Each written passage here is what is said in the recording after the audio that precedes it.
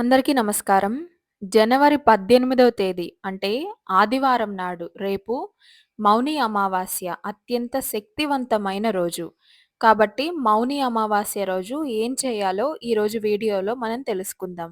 మౌని అమావాస్య జనవరి 18వ తేదీ ఆదివారం 12 గంటల 3 నిమిషాలకి మొదలవుతుంది.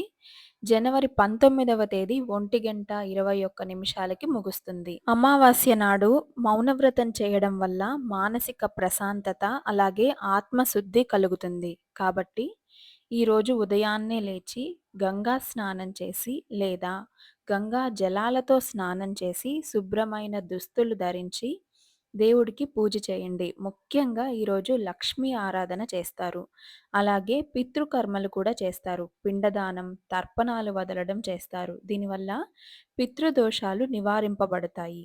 అసలు పితృదోషం ఉందని ఎలా తెలుస్తుందంటే, మన తాతలు, తండ్రుల ఆస్తులను ఏ విధంగా అయితే మనం అనుభవిస్తామో, వారు చేసిన పాప, పుణ్య ఫలితాలను కూడా మనం అలాగే కొంతవరకు అనుభవిస్తాము. వారు చేసే పాపాలను బట్టి మనకు పితృదోషం ఏర్పడుతుంది. ఇది ఉంటే ఇంట్లో చిన్నవారు అకాల మరణం పొందుతారు. యుక్త వయసులు చెడు వ్యసనాలకి బానిసలవుతారు. ఇలా జరుగుతుంది అంటే పితృదోషం ఉన్నట్టే భావించాలి. అలాంటప్పుడు కాశీ లేదా ఆలంపూర్ జోగులాంబ ఆలయంలో శ్మశాన నారాయణ్ణి దర్శించుకోవాలి. స్వయంగా మీరే ముద్దపప్పు, పాయసం, అన్నం, నెయ్యి వండి నైవేద్యం పెట్టాలి. ఆలయంలో నైవేద్యం పెట్టి స్వామిని దర్శించిన తర్వాత నేరుగా ఇంటికి రండి. ఒకవేళ మీకు కానీ వీలైతే రేపు ఆలంపూర్ జోగులాంబ ఆలయంలో కానీ, కాశీలో కానీ శ్మశాన నారాయణ్ణి దర్శించుకోండి.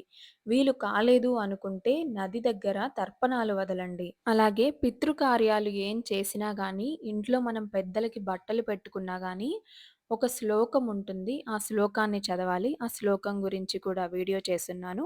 వీడియో మన ఛానల్‌లో ఉంది చూడండి. మౌని అమావాస్యనే చొల్లంగి అమావాస్య లేదా తై అమావాస్య అంటారు.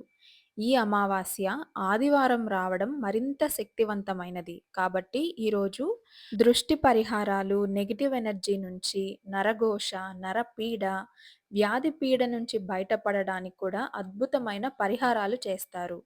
ఇవేంటంటే అమావాస్య నాడు సాయంత్రం సూర్యాస్తమయం తర్వాత ఈ పని చేయండి. ఒక దీపం పెట్టాలి. ఆ దీపానికి కావాల్సిన వస్తువులేంటంటే కల్లు ఉప్పు లేదా రాళ్ళ ఉప్పు ఒక గుప్పెడు, బియ్యం పిండి ప్రమిద, దానిలో కొద్దిగా బెల్లము, నీరు కలిపి చేయాలి. మట్టి ప్లేట్లు లేదా ఇత్తడి ప్లేటు లేదా రాగి పళ్ళెం. అలాగే ఆవు నెయ్యి లేదా నువ్వుల నూనె, కొద్దిగా పసుపు, కుంకుమ, 2 పత్తి ఒత్తులు తీసుకోండి.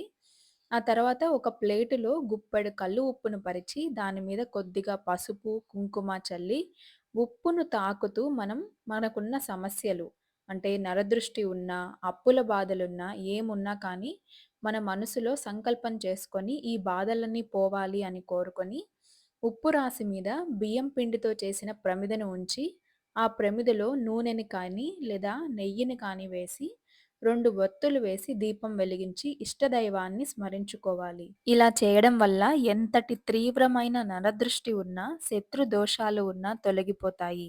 ఆర్థిక ఇబ్బందులు, అప్పుల బాధలు తగ్గుముఖం పడతాయి. ఇంట్లో తరచుగా జరిగే గొడవలు కూడా తగ్గి ఇల్లు ప్రశాంతంగా ఉంటుంది. మరుసటి రోజు ఉదయం ఆ ఉప్పుని ఎవరూ తొక్కని చోట వేయండి. చెట్లలో వేయొద్దు, అలాగే వంటకి కూడా ఉపయోగించొద్దు.